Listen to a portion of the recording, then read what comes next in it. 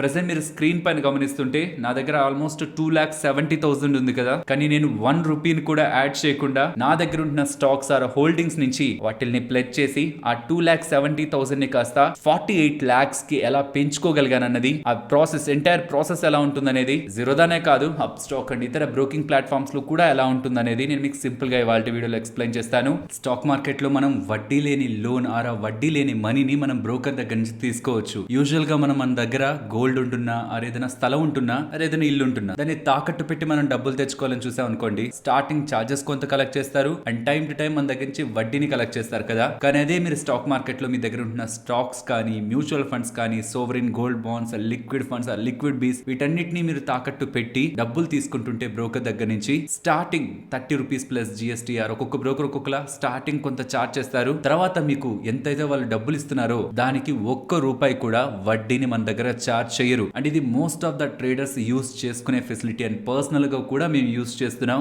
కాబట్టి మీరు గమనిస్తే రీసెంట్ టైమ్స్ లో కానీ అండ్ ప్రీవియస్ గా కూడా మేము ప్రాఫిట్ ని మీకు చూపించిన ప్రతిసారి మా రిలేటెడ్ గా హోల్డింగ్స్ లో మీకు ఏదో ఒకటి కనిపిస్తూ ఉంటుంది. ఇన్ఫాక్ట్ ఇక్కడ కూడా మీకు సోవరిన్ గోల్డ్ బాండ్స్ కనిపిస్తుంటాయి, నిఫ్టీ ఈటీఎఫ్ లు కనిపిస్తుంటాయి, స్టాక్స్, బ్లూ చిప్ స్టాక్స్ కనిపిస్తుంటాయి. వాటిని మేము అసలు ఎందుకు హోల్డ్ చేస్తున్నాం, మీన్స్ ఇన్వెస్ట్మెంట్స్ లో మేము ఎందుకు అంత పెద్ద మొత్తంలో డబ్బుల్ని పెడుతున్నాం, దాని బ్యాక్ ఉంటున్న స్ట్రాటజీ ఏంటి, మేమనే కాదు ఎవరు మీకు అలా కనిపిస్తున్నా వాళ్ళు అలా ఇన్వెస్ట్మెంట్ చేసి ట్రేడ్ చేస్తే ఇన్కమ్ జనరేట్ చేస్తున్న వాళ్ళైతే అసలు ఎందుకు వాళ్ళు అలా ఇన్వెస్ట్మెంట్స్ చేస్తుంటారు, ఈ మొత్తం కూడా నేను ఇవాళ వీడియోలో ఎక్స్ప్లెయిన్ చేస్తాను. ఫ్రెండ్స్, ఈ ప్లెడ్జింగ్ టాపిక్ రిలేటెడ్ గా ఆల్రెడీ మన ఛానల్లో ఒక వీడియో ఉంది, ఆల్మోస్ట్ 37 minutes ఉంటున్న వీడియో. అందులో నేను ఈచ్ అండ్ ఎవ్రీథింగ్ ని కూడా ఒక బిగినర్ లెవెల్లో నేను మీకు ఎక్స్ప్లెయిన్ చేశాను. కానీ ఇవాళ వీడియో సింపుల్ గా షార్ట్ గా ఉంచుతాను, ఏవైతే మీకు తెలియాలో వాటి గురించి మాట్లాడతాను. అండ్ పర్టికులర్ గా ప్లెడ్జింగ్ ఎలా చేయాలి, ప్లెడ్జింగ్ పాజిటివ్స్ ఏంటి, ప్లెడ్జింగ్ కారణంగా ఎక్స్ట్రా ఇన్కమ్ సంపాదించుకోవచ్చు. ఈ పాజిటివ్స్ మోస్ట్లీ మనలో చాలా మందికి ఐడియా ఉంటాయి, బట్ కొన్ని నెగిటివ్స్ ఉన్నాయి. అవి తెలుసుకోకపోతే మీరు చేసిన ఇన్వెస్ట్మెంట్ పోతుంది అండ్ ఈ ట్రేడింగ్ లో కూడా మీరు భారీగా లాస్ అవడానికి ఛాన్స్ ఉంటుంది. సో ఈ పాయింట్స్ ని కూడా కవర్ చేస్తే ఇవాళ వీడియోని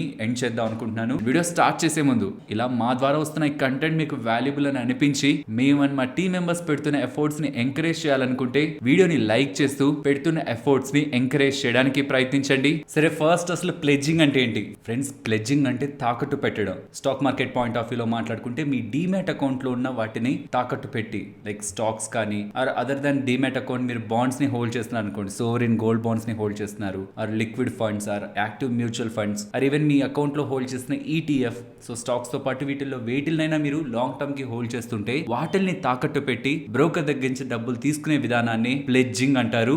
సరే, మరి బ్రోకర్స్ ఫ్రీగా ఎందుకు చేస్తారు? అందరు బ్రోకర్స్ ఇది ఫ్రీగా ఏం చేయరు, కొంతమంది చార్జ్ తీసుకుంటారు. Like Zerodha 30 rupees plus GST, అది కేవలం ప్లెడ్జింగ్ కి మాత్రమే. మళ్ళీ మీరు ప్లెడ్జ్ చేసి మీన్స్ తాకట్టు పెట్టి విడిపించుకుంటున్నప్పుడు, స్టాక్స్ ని విడిపించుకుంటున్నప్పుడు ఆర్ మ్యూచువల్ ఫండ్స్ వీటిని విడిపించుకుంటున్నప్పుడు ఏం కాస్ట్ ఉండదు, కేవలం ప్లెడ్జింగ్ కి మాత్రమే. వేరాస్ ఇంకొంతమంది బ్రోకర్స్ ఎటువంటి చార్జెస్ లేకుండా కూడా మీకు ఇది ప్రొవైడ్ చేస్తారు. కానీ ఇక్కడ ప్రాబ్లం వాళ్ళు తీసుకుంటున్న 30 రూపీస్ ప్లస్ జిఎస్టీ తో కాదు, కొన్ని ఎలిమెంట్స్ ఉన్నాయి. అది చాలా చాలా ఇంపార్టెంట్. బికాస్ అక్కడ మిస్టేక్ చేశారంటే 20% పైగా మీరు వడ్డీ బ్రోకర్ కడతారు. నెగిటివ్స్ లో మాట్లాడుకుందాం, జాగ్రత్తగా కంటిన్యూ అవ్వండి. ఇప్పుడు ఇంపార్టెంట్ థింగ్స్ గురించి మాట్లాడుకుందాం. సరే, మీ దగ్గర ₹1000 విలువ చేసే స్టాక్స్ ఉన్నాయి. లెట్స్ సే ఒక పర్టికులర్ కంపెనీలో మీరు ₹1000 విలువ చేసే స్టాక్స్ ఉన్నారు, స్టాక్స్ ని హోల్డ్ చేస్తున్నారు. ఆ ₹1000 తీసుకువెళ్ళి ఆ బ్రోకర్ దగ్గర తాకట్టు పెడితే మీకు ₹1000 మనీ ఇస్తారా ట్రేడ్ చేసుకోవడానికి? అలా ఇవ్వరు. ఏవైతే మంచి స్టాక్స్ ఉంటాయో వాటిల్లో 10% పక్కన పెట్టి 90% మీకు ఇస్తారు. ఏవైతే బాగా వోల్టైల్ గా పెరిగి పడిపోతూ ఉంటాయో అందులో 50-60% పక్కన హెయిర్ కట్ అంటారు, పక్కకు పెట్టేసి మిగిలిన డబ్బులు ఇస్తారు. లెట్స్ సే మీరు మంచి బ్లూ చిప్ స్టాక్ హోల్డ్ చేస్తున్నారు, ₹1000ది 900 మీకు ఇస్తారు. 10% మీన్స్ ఒక ₹100 వాళ్ళ దగ్గర ఉంచుకుంటారు సేఫ్టీ.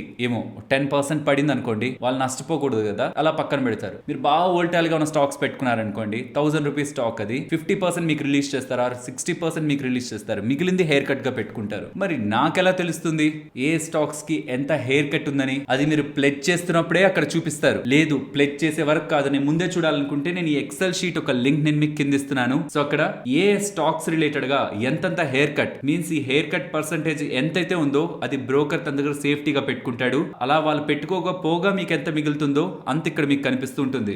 ఆదాని ఎంటర్ప్రైజెస్ స్టాక్ ఇప్పుడు మీరు ప్లెడ్జ్ చేస్తే ₹100 విలువ చేసే స్టాక్ ప్లెడ్జ్ చేస్తే ₹65 బ్రోకర్ దగ్గర ఉంచుకొని ₹35 దగ్గరగా మీకు ఇస్తాడు. అలాగే సిప్లా స్టాక్ అనుకోండి, వోల్టాలిటీ తక్కువ ఉండేది కదా, కాబట్టి ₹12.5 బ్రోకర్ దగ్గర ఉంచుకొని ₹87.5 మీకు ఇస్తాడు. అలా ఎంతెంత బ్రోకర్ దగ్గర ఉండి ఎంతెంత మీకు వస్తుంది అనేది ఎక్సెల్ షీట్ లో ఉంటుంది. ఆర్ మీరు ప్లెడ్జ్ చేస్తున్నప్పుడు కూడా కనిపిస్తుంది, నేను మీకు అది ఎక్స్ప్లెయిన్ చేస్తాను. సో ఫస్ట్ థింగ్, ఇది మొత్తం డబ్బులు మనకి రాదు. సరే, అలా వచ్చిన డబ్బులతో నేను ఏం చేయొచ్చు? నేను తాకట్టు పెట్టిన ఎగ్జాంపుల్, యాక్సిస్ బ్యాంక్ స్టాక్స్ నేను తాకట్టు పెట్టాను, 100కి ₹86 నాకు ఇచ్చారు. మిగిలిన డబ్బులు ఒక ₹13.5 వరకు బ్రోకర్ దగ్గర ఉంచుకున్నారు. అలా వచ్చిన డబ్బులతో నేను ఇంకొక స్టాక్ ని కొనొచ్చా? డెలివరీలో డిమాట్ లో ఉంటున్న స్టాక్స్ ని ప్లెజ్ చేసి తాకట్టు పెట్టి నేను ఇంకొక డెలివరీకి ఉంటున్న స్టాక్స్ ని కొనొచ్చా? కొనలేరు. ఆప్షన్స్ ని బై చేయొచ్చా? చేయలేరు. మరి ఏం చేయొచ్చు? ఇంట్రాడేలో ఆప్షన్స్ ని సెల్ చేయొచ్చు, ఫ్యూచర్స్ ని బై చేయొచ్చు, ఫ్యూచర్స్ ని సెల్ చేయొచ్చు, అండ్ స్టాక్స్ తో కూడా బై అండ్ సెల్ చేయొచ్చు. ఇంట్రాడే అన్ని చేయొచ్చు. పొజిషనల్ గా అయితే మాత్రం ఆప్షన్స్ ని సెల్ చేయొచ్చు, ఫ్యూచర్స్ ని బై అండ్ సెల్ చేయొచ్చు. ఇవి మాత్రమే చేయొచ్చు. ఇది ఇంకొక ఇంపార్టెంట్ ఎలిమెంట్ మీరు గుర్తుంచుకోవాల్సింది. ఏవేవి చేయలేరు?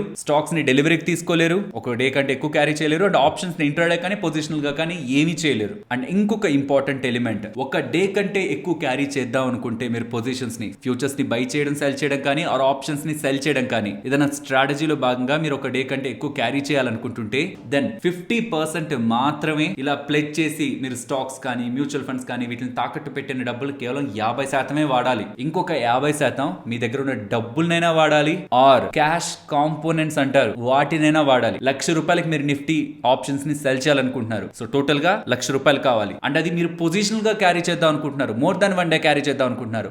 ఆ సందర్భంలో ఆ ₹1,00,000 మీరు బ్రోకర్ అడుగుతున్న డబ్బుల్లో తాకట్టు పెట్టి మీ దగ్గర 10 లక్షలు మీ అకౌంట్ లో ఉన్నా సరే, మీ స్టాక్స్ అన్నిటిని తాకట్టు పెట్టి ఒక 10 లక్షలు డబ్బులు అలా తాకట్టు పెట్టిన డబ్బులు ఉన్నా సరే, ఆ లక్షలో కేవలం 50,000 మాత్రమే మీరు తాకట్టు పెడితే వచ్చిన డబ్బుల నుంచి వాడగలరు. ఇంకొక 50,000, ఇంకొక 50,000 మీ దగ్గర డబ్బులైనా ఉండాలి, క్యాష్ అయినా ఉండాలి, యాడ్ చేసిన క్యాష్ అయినా ఉండాలి, ఆర్ క్యాష్ కాంపోనెంట్ అయినా ఉండాలి. ఇప్పుడు క్యాష్ కాంపోనెంట్ అంటే very very very low risk ఉంటున్న ఎలిమెంట్స్ అనమాట. Like liquid bees or sovereign gold bonds or government bonds. ఏవేవి మనకి క్యాష్ కాంపోనెంట్స్ లో వస్తాయి అనేది కూడా మీకు కింద ఎక్సెల్ ఇచ్చాను కదా, అక్కడ క్యాష్ కాంపోనెంట్ వస్తే ఇక్కడ అన్ని మీకు కనిపిస్తూ ఉంటాయి. లిక్విడ్ బీస్ కానీ, లిక్విడ్ ఈటీఎఫ్లు కానీ, and government securities and debt, వీటి రిలేటెడ్ గా ఉంటున్న మోస్ట్ ఆఫ్ ద ఈటీఎఫ్లు కానీ, మ్యూచువల్ ఫండ్స్ కానీ, ఇవన్నీ ఈ క్యాష్ కాంపోనెంట్ కేటగిరీకి వస్తాయి. సో 1 డే కంటే ఎక్కువ మీరు క్యారీ చేయాలనుకుంటే 50% stocks, mutual funds or risk ఏవైతే ఉంటాయో వాటి నుంచి వచ్చింది నాన్ క్యాష్ కాంపోనెంట్ గా యూస్ చేయాలి. ఇంకొక 50% మాత్రం డబ్బులైనా ఉండాలి, ఆర్ ఈ liquid funds or liquid mutual funds కి సంబంధించి, డెట్ మ్యూచువల్ ఫండ్స్ కి సంబంధించి తాకట్టు పెట్టిన డబ్బుల్ని మాత్రమే మీరు యూస్ చేయాలి. అండ్ దీనిపైన ఎటువంటి వడ్డీని కూడా బ్రోకర్ చార్జ్ చేయరు. ఇంకొక ఇంపార్టెంట్ థింగ్, ఇప్పుడే నేను ప్లేస్ చేశాను, నా దగ్గర ఉన్న స్టాక్స్ ని ప్లేస్ చేశాను, ఇప్పుడే నాకు డబ్బులు వచ్చేస్తుంది ఇమీడియట్ గా? లేదు. మోస్ట్లీ ఇవాళ మీరు ప్లేస్ చేస్తే అది నెక్స్ట్ కమింగ్ ట్రేడింగ్ సెషన్స్ లో మీకు రిలీజ్ అవుతుంది. అసలు ఇంతకీ ప్లెడ్జ్ ఎలా చేయాలి ఇది నేను మీకు డీటెయిల్ గా end of the video explain చేస్తాను. బట్ ఉంటున్న పాజిటివ్స్ నెగిటివ్స్ మాట్లాడుకోవాలి కదా, సో దానికి ఇది ఎంత. ఇప్పుడు పాజిటివ్స్ గురించి మాట్లాడుకుందాం. నేను ఏదైనా పర్టికులర్ ఇండెక్స్ కి సంబంధించిన ఈటీఎఫ్ ని హోల్డ్ చేస్తున్నాను, లెట్స్ సే నిఫ్టీ ఈటీఎఫ్ ని హోల్డ్ చేస్తున్నాను. ఒక 10 లక్షలకు విలువ చేసే నిఫ్టీ ఈటీఎఫ్ నా దగ్గర ఉందనుకోండి. ఇప్పుడు ఆ నిఫ్టీ ఈటీఎఫ్ నాకు ఎప్పుడు లాభం ఇస్తుంది? మార్కెట్ పెరుగుతూ ఉంటే ఈటీఎఫ్ కూడా పెరుగుతూ నాకు లాభం ఇస్తుంది. ఒకవేళ మార్కెట్ పడితే ఆ ఈటీఎఫ్ ద్వారా నాకేం లాభం రాదు, ఆ మార్కెట్ అక్కడే ఉంటే ఆ ఈటీఎఫ్ ద్వారా నాకేం లాభం రాదు. మరి అలాంటి సందర్భంలో ఒకవేళ నేను ఈటీఎఫ్ ని తాకట్టు పెట్టి వచ్చిన డబ్బులతో దూరంగా వెళ్ళి నేను నిఫ్టీ కాల్ నమ్మాను అనుకోండి, లెట్స్ ఒక 10 ఆర్ 15% దూరంకి వెళ్ళి నిఫ్టీకి సంబంధించిన ఆ మంత్ కాల్ నేను అమ్మాను అనుకోండి. ఒక్కొక్క కేసు మాట్లాడుకుందాం. ఫస్ట్ కేస్, మార్కెట్ బాగా పెరిగిపోతే, నిఫ్టీ బాగా పెరిగిపోతే నా నిఫ్టీ ఈటీఎఫ్ పెరుగుతుంది, అక్కడ కాల్ కూడా పెరుగుతుంది. కానీ ఒక 10-15% మార్కెట్ ఒకే మంత్ లో పెరగడం పాసిబులా? సరే పాసిబులే అనుకుందాం. 15% పెరిగిపోయింది అనుకుందాం. అక్కడ కూడా నేను నష్టపోయినట్టు కాదు. నా ఈటీఎఫ్ ద్వారా నాకు ఆ 15% లాభం ఎక్కడ వరకైతే నేను వెళ్ళి కాల్ అమ్మాను అక్కడ వరకు నా మొత్తం లాభం కూడా నాకు వస్తున్నట్టే, అక్కడ నేను లాస్ అవుతున్నట్టు కాదు. ఓన్లీ ఇష్యూ ఏంటంటే నేను ఎంత దూరం అయితే వెళ్ళి అమ్మానో అంతకంటే ఎక్కువ మార్కెట్ పెరిగిపోతూ ఉంటే ఆ లాభాన్ని నేను తీసుకోలేను, బికాస్ నేను కాల్ అమ్మాను కాబట్టి. ఈవెన్ నాకు దానికి సరిపడే ఈటీఎఫ్ నా దగ్గర ఉన్నా నాకు లాభం రానట్టే. సో ఒకవేళ నేను ఏదైనా పెద్ద క్వాంటిటీస్ లో ఏదైనా స్టాక్ ని కానీ ఇండెక్స్ ని కానీ హోల్డ్ చేస్తూ ఉంటే, మంచి ఎక్కువ క్వాంటిటీని హోల్డ్ చేస్తూ ఉంటే, దీన్ని తాకట్టు పెట్టి ఆ వచ్చిన డబ్బుల్లో సగం శాతంతో నేను ఆ పర్టికులర్ స్టాక్ ఆర్ ఇండెక్స్ కి సంబంధించిన కాల్ ని సెల్ చేసుకోవడం ద్వారా ఒకవేళ నేను కొన్న నిఫ్టీ కానీ స్టాక్ కానీ పెరుగుతూ ఉన్నా, నేను ఎంత వరకు అయితే వెళ్ళి సెల్ చేశానో అంతవరకు నా లాభం నాకు ఉంటుంది. 100% ఆ ప్రాఫిట్ అయితే నేను కోల్పోను. సెకండ్, ఒకవేళ మార్కెట్ ఆర్ ఆ స్టాక్ అక్కడే ఉంటున్నా ఆ కాల్ జీరో అవుతుంది, అడిషనల్ గా ఇన్కమ్ వస్తుంది. దాంతో నేను మళ్ళీ ఈ స్టాక్ ని ఆర్ ఇండెక్స్ సంబంధించిన ఈటీఎఫ్ ని కొంటాను. ఆర్ ఆ పర్టికులర్ ఇండెక్స్ కానీ ఆ స్టాక్ కానీ ఫాల్ అయిపోతుంటే దెన్ నాకు అలా లాస్, ఈ ఇండెక్స్ లో వస్తున్న లాస్ ని అక్కడ కాల్ లో వస్తున్న ప్రాఫిట్ కొంతవరకు మేనేజ్ చేస్తుంది. అండ్ అలా వచ్చిన ఆ ప్రాఫిట్ తో ఇలా పడ్డ స్టాక్ ని కానీ ఇండెక్స్ ని కానీ కొని ఫర్దర్ గా మనం లోయర్ సైడ్ యావరేజ్ చేయడానికి కూడా పాసిబిలిటీ ఉంటుంది. సో ఇది లీస్ట్ రిస్క్ కేస్, చాలా తక్కువ రిస్క్ ఉంటుంది. ఇందులో కూడా రిస్క్ ఉంది, అదేంటో నెగిటివ్స్ లో మాట్లాడుకుందాం. సో ఇది ఫస్ట్ థింగ్, మన హోల్డింగ్స్ లో ఉంటున్న స్టాక్స్ ని కానీ ఈటీఎఫ్ కానీ or even liquid funds or debt సంబంధించిన సెక్యూరిటీస్ వేటినైనా మనం తాకట్టు పెట్టి వచ్చిన డబ్బులతో దూరంగా వెళ్ళి ఉంటున్న కాల్స్ ని సెల్ చేసుకోవడం కారణంగా మనం విత్ లెస్ రిస్క్ మార్కెట్ లో మనీని సంపాదించే ప్రయత్నం చేయొచ్చు. అండ్ దీన్నే కవర్డ్ కాల్ అంటారు. దీని రిలేటెడ్ గా డెడికేటెడ్ గా నేను ఈ వీడియోలో మాట్లాడాను. సింపుల్ గా చెప్పేసాను కానీ ఇక డెడికేటెడ్ గా ఉంటుంది. ఇది ఒకసారి వాచ్ చేస్తే మీకు ఎంటైర్ స్ట్రాటజీ అర్థం అవుతుంది. Second thing, corporate actions like dividend ఉంటున్నా, స్టాక్ స్ప్లిట్ ఉంటున్నా, బైబ్యాక్ ఉంటున్నా, బోనస్ ఉంటున్నా, ఏ ఉంటున్నా అవన్నీ కూడా మీరు ఎలిజిబుల్. మీ డిమాట్ డిమాట్ అకౌంట్ లో ఉన్న స్టాక్స్ కి ఎలాంటి కార్పొరేట్ యాక్షన్స్ వర్తిస్తాయో బ్రోకర్ దగ్గర ఉంటున్న మీ ప్లెడ్జ్ చేసిన స్టాక్స్ ఆర్ తాకట్టు పెట్టిన స్టాక్స్ కూడా అవన్నీ వర్తిస్తాయి. అవన్నీ మీకే వస్తాయి, బ్రోకర్ కి వెళ్ళవు. సో ఇదే కదా మోస్ట్లీ మన దగ్గర వడ్డీ తీసుకోవట్లేదు, వస్తున్న డబ్బులతో మనం సేఫ్ గా ఉంటున్న వాటిని చూసుకుంటూ చాలా తక్కువ పర్సెంట్ రిటర్న్ అయినా సరే with having good and sufficient knowledge తో ట్రేడర్స్ స్ట్రాటజీస్ పర్టికులర్ గా కవర్డ్ కాల్ స్ట్రాటజీని చేస్తూ ఉంటారు. మోస్ట్లీ పాజిటివ్ సైడ్ కనిపిస్తుంటాయి అండ్ నెగిటివ్ సైడ్ కూడా కొన్ని ఉన్నాయి. అందులో ఇంపార్టెంట్ గా గమనించాల్సింది, ఒకవేళ మీరు తాకట్టు పెట్టిన స్టాక్స్ కానీ ఇండెక్స్ కానీ వాటి వాల్యూని కోల్పోతే,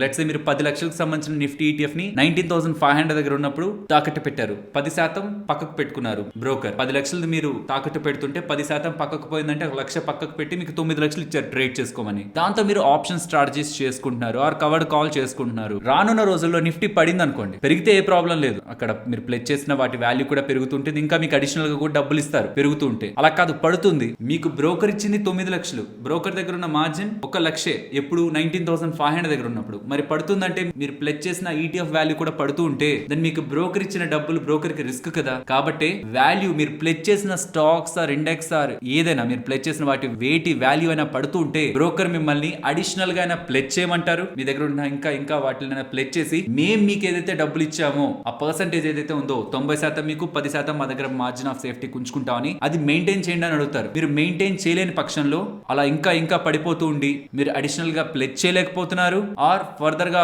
అకౌంట్ లోకి డబ్బుల్ని యాడ్ చేసుకొని ఆ బ్యాలెన్స్ చేయలేకపోతున్నారు, వస్తున్న లాస్ ని బ్యాలెన్స్ చేయలేకపోతున్నారు అంటే వాళ్ళ స్టాక్స్ ని ఆర్ ఇన్వెస్ట్మెంట్స్ ని వాళ్ళకి ఎప్పుడైతే రిస్క్ ఉంది అనుకుంటారో అప్పుడు మార్కెట్ లో అమ్మేసి వాళ్ళ లాస్ ని వాళ్ళు రికవర్ చేసుకొని మిగిలింది మీకు వేసేస్తారు. సో ఎవరైతే అన్ప్లాన్డ్ గా లాజిక్ లేకుండా ఉన్నాయి కదా ప్లెడ్జ్ చేస్తాను ఏదో ఒకటి చేసేస్తానని ఎంటర్ అవుతారో వాళ్ళు రిస్క్ కు వెళ్తున్నట్టే. బోత్ వాళ్ళ ఇన్వెస్ట్మెంట్స్ ని అండ్ వాళ్ళ ట్రేడింగ్ ని మొత్తాన్ని కూడా వాళ్ళు ఇంపాక్ట్ చేస్తున్నట్టే. పర్టికులర్ గా మార్కెట్ ఫాలో ఇలాంటివి చాలా చూస్తూ ఉంటాం. మార్కెట్ ఫాలో అవుతూ ఉంటది, కేవలం కవర్డ్ కాల్ చేశాడు అనుకోండి వాడికి ట్రేడింగ్ లో ఏ రిస్క్ ఉండదు. మార్కెట్ ఫాలో అయితే ఆ కవర్ కాల్ లో కాల్ జీరో అయిపోతుంది. కానీ ఆప్షన్ స్ట్రాటజీస్ చేసేవాళ్ళు న్యూట్రల్ ఆప్షన్ స్ట్రాటజీ పెట్టుకున్నారు, ప్లెడ్జ్ చేసి న్యూట్రల్ ఆప్షన్ స్ట్రాటజీ పెట్టారు. ఎక్కువ క్వాంటిటీస్ చేయగలరు వాళ్ళు ఇప్పుడు, ఎందుకంటే వాళ్ళ దగ్గర ఉన్న డబ్బులే కాదు తాకట్టు పెడితే వచ్చిన డబ్బుల్ని కూడా వాడుకున్నారు. న్యూట్రల్ స్ట్రాటజీ పెట్టారు, మార్కెట్ గ్యాప్ డౌన్ ఓపెనింగ్ అయింది, వాళ్ళు ప్లెడ్జ్ చేసిన ఆ ETF ఆ స్టాక్స్ వాల్యూ పడిపోయి ఉంటుంది, ఇంకా కావాలని బ్రోకర్ అడుగుంటాడు. సో ఇద్దరు మీరు డబ్బులైనా యాడ్ చేయాలి ఆర్ ఆ పర్టికులర్ మీరైతే ప్లెడ్జ్ చేశారో దాన్నైనా మీరు బ్యాలెన్స్ చేయాలి, మీన్స్ అడిషనల్ గా ఇంకా ప్లెడ్జ్ చేయాలి. ఇవేవి మీరు చేయలేదంటే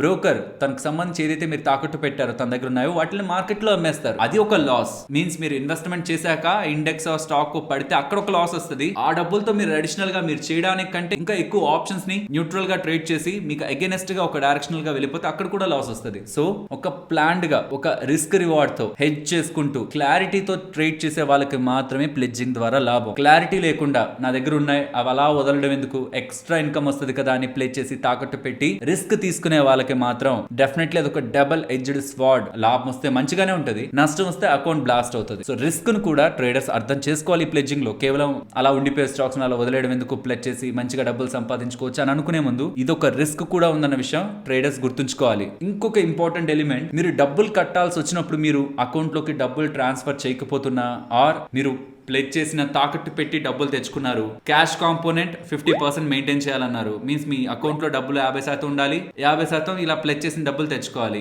దీన్ని మీరు సరిగ్గా మేనేజ్ చేయకపోతున్నా ఆర్ ఆ తాకట్టు పెట్టిన వచ్చిన డబ్బులతో మీరు ట్రేడ్ చేశారు, అందులో మీరు నష్టపోతూ అకౌంట్ లోకి డబ్బులు యాడ్ చేయకపోతున్నా, ఓవరాల్ గా మీరు ఒకవేళ బ్రోకర్ డబ్బులు కానీ వాడుతూ ఉంటే ఎంటైర్ ప్రాసెస్ లో మీ మీద వడ్డీ వేయడం జరుగుతుంది. అది ఎంత వరకు వెళ్తుంది అంటే వీళ్ళు చూపించేది నేను మీకు చూపిస్తాను చూడండి.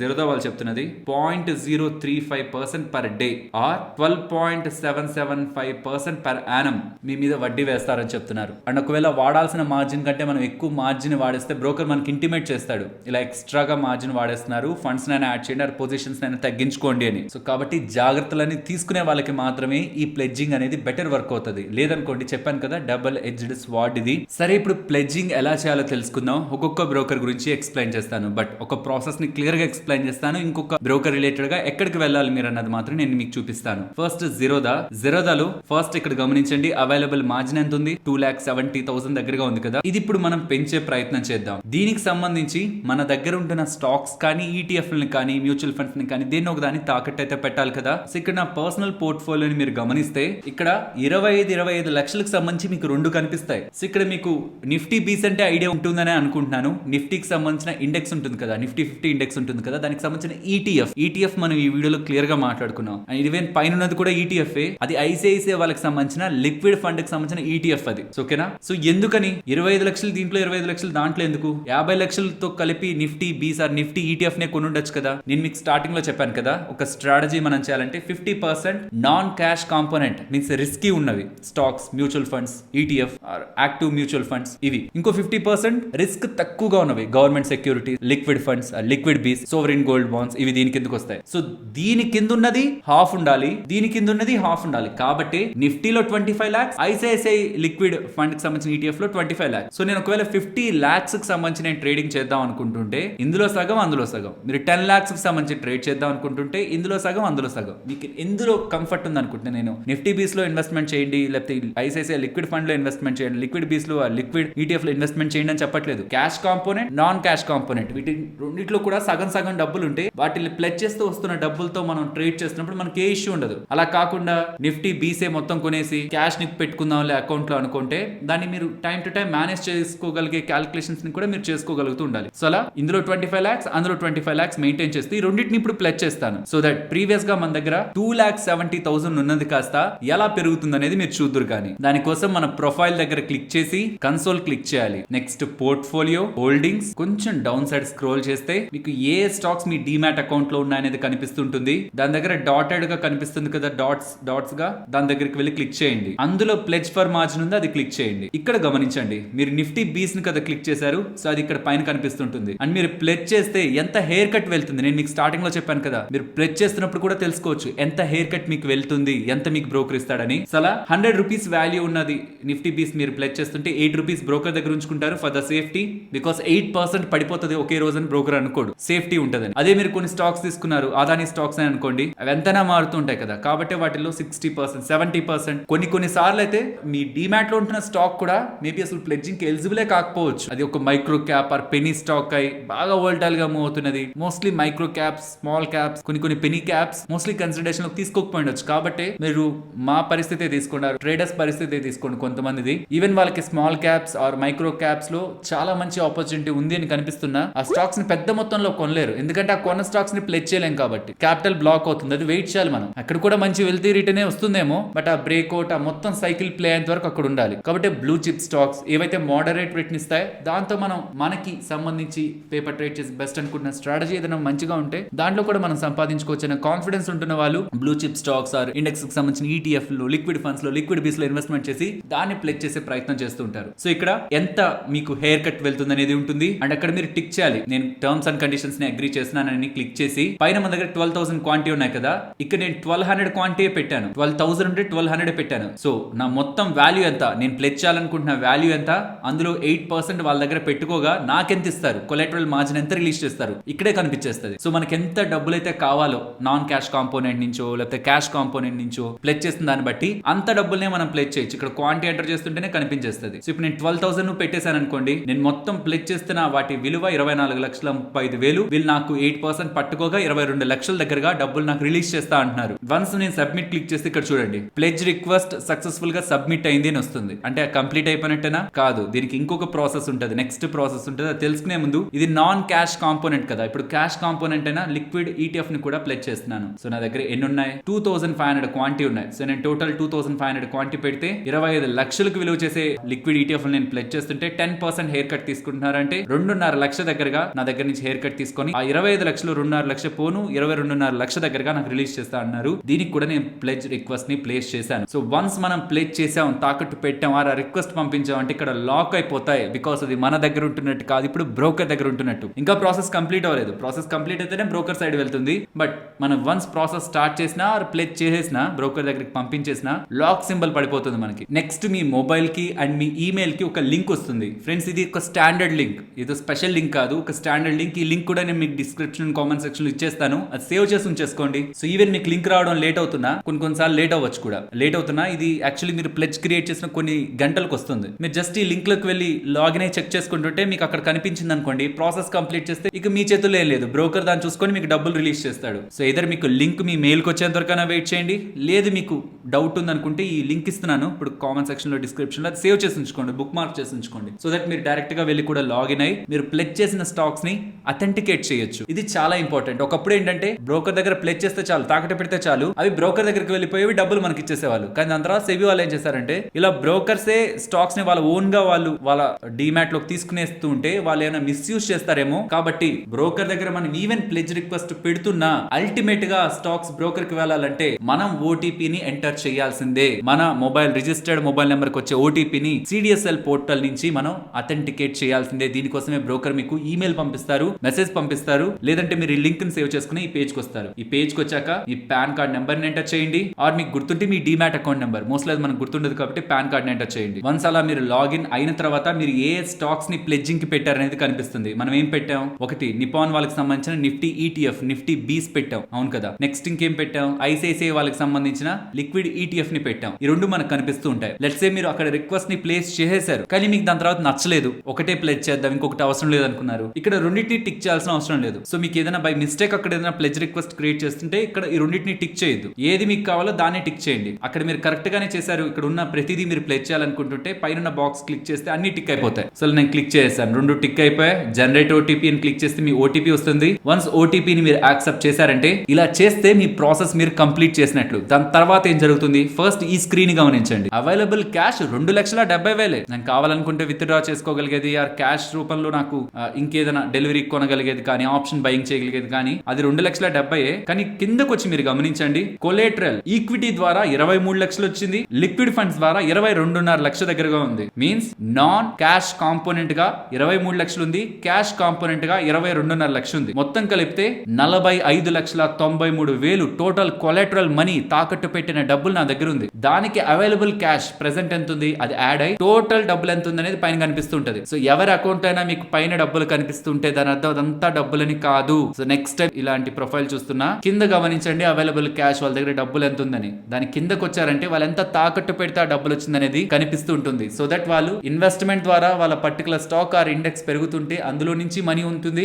ఆర్ ఫాలో అవుతుంటే అందులో నుంచి లాస్ ఉంటుంది. అలాగే దాన్ని తాకట్టు పెడితే వచ్చిన డబ్బుల ద్వారా వాళ్ళు స్ట్రాటజీస్ చేస్తున్నా, కవర్డ్ కాల్ చేస్తున్నా, స్ట్రాంగిల్ స్టార్ట్ ఏం చేస్తున్నా, లాభం నష్టం అలానే ఉంటుంది. ఇది జిరోదాలో. మరి అప్ స్టాక్ లో ఫ్రెండ్స్, మీరు అప్ స్టాక్ యాప్ ఓపెన్ చేశాక మీ అకౌంట్ దగ్గరకు వచ్చి మై అకౌంట్, యాక్షన్స్, నెక్స్ట్ మిమ్మల్ని ఒక వెబ్ పేజ్ కి తీసుకువెళ్తుంది యాప్ లోనే. అక్కడ మార్జిన్ ప్లెడ్జ్ ఉందా, అది క్లిక్ చేసి మీకు నచ్చిన స్టాక్ రిలేటెడ్ గా మీరు ప్లెడ్జ్ ని క్రియేట్ చేసుకోవచ్చు. చూడండి ఇక్కడ కూడా మీకు హెయిర్ కట్ ఎంత అనేది చూపిస్తుంది, అండ్ మీరు ఎన్ని స్టాక్స్ ని ప్లెడ్జ్ చేయాలో అన్ని స్టాక్స్, మీకు అవైలబుల్ స్టాక్స్ అన్ని మీ రైట్ హ్యాండ్ సైడ్ ఉంటాయి. అందులో నుంచి మీరు ఎన్ని స్టాక్స్ ని ప్లెడ్జ్ చేయాలనుకుంటున్నారు అనేది మీరు ఇక్కడ ఎంటర్ చేసి, మీకు నచ్చిన స్టాక్స్ ఎంటర్ చేసి అప్లై ని క్లిక్ చేశారంటే వాళ్ళు ప్లెడ్జ్ కాస్ట్ ఎంత తీసుకుంటున్నారు అండ్ ఎప్పుడు మీకు ఇది డబ్బులుగా రిలీజ్ అవుతున్నా మొత్తం డీటెయిల్స్ కూడా ఉంటుంది. ఇక్కడ సబ్మిట్ రిక్వెస్ట్ ని క్లిక్ చేస్తే అగైన్ నేను మీకు ఒక యూఆర్ఎల్, ఒక వెబ్సైట్ యూఆర్ఎల్ చెప్పాను కదా సిడిఎస్ఎల్ ది, ఆ వెబ్సైట్ ఒక లింక్ మీకు మెయిల్ కి వస్తుంది. ఆర్ మీరు సేవ్ చేసుకున్నా మీరు కూడా డైరెక్ట్ గా వెళ్ళి కొన్ని గంటలు పడుతుంది. ఇక్కడ వన్స్ రిక్వెస్ట్ పెట్టాక కొన్ని గంటలు టైం పడుతుంది ఆ లింక్ లో మీకు అది కనిపించడానికి. అక్కడ మీరు ఆ ప్రాసెస్ ని ఎస్ నాకు ఈ స్టాక్స్ ని ప్లెడ్జ్ చేయాలనుకుంటున్నానని అథెంటికేట్ చేస్తే త్రూ ఓటీపీ,